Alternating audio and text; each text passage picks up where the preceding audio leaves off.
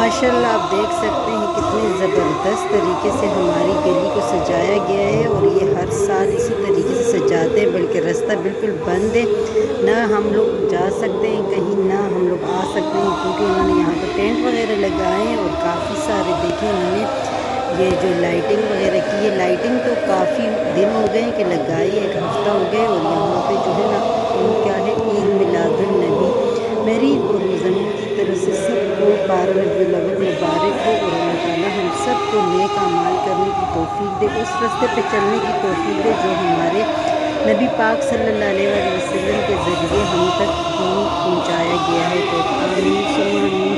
یہاں پہ آپ لوگ بھی دیکھیں، ہم بھی اوپر سے دیکھ رہے تھے، تو میں نے تھوڑی سی ویڈیو بنائی ہے۔